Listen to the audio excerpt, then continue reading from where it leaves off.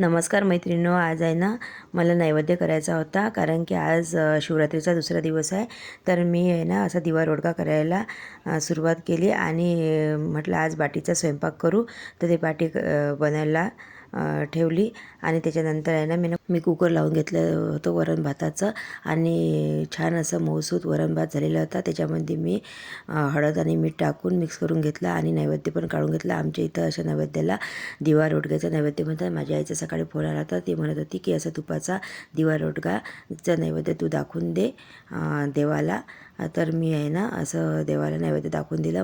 मुलं आहे ना साधं वरण खात नाही, म्हणून मी यांना फोडणीचं वरण केलं आणि माझी बाटी पण तयार होती. तर मी माझ्या मुलासाठी ताट तयार केलं दालबाटीचं आणि त्याला दिलं. तर तो म्हणत होता, मम्मी खूप छान अशी दालबाटी तू बनवलेली आहे.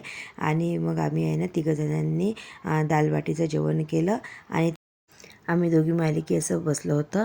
तर मी मोबाईल चालू केला व्हिडिओ काढायसाठी. तर ते थोडीशी अशी लाजली. जेवण झाल्यानंतर आम्हाला आईस्क्रीम खायची होती. तर ऑनलाईन आईस्क्रीम बघत होतो. तर आम्ही आहे ना ऑनलाईन आईस्क्रीम ऑर्डर केली आणि ते पण आली. आणि त्याच्यानंतर आम्ही दोघं मालिका आहे ना आईस्क्रीम एन्जॉय केली. आणि तुम्हाला आमचा व्हिडिओ आवडला असेल तर सबस्क्राईब करा.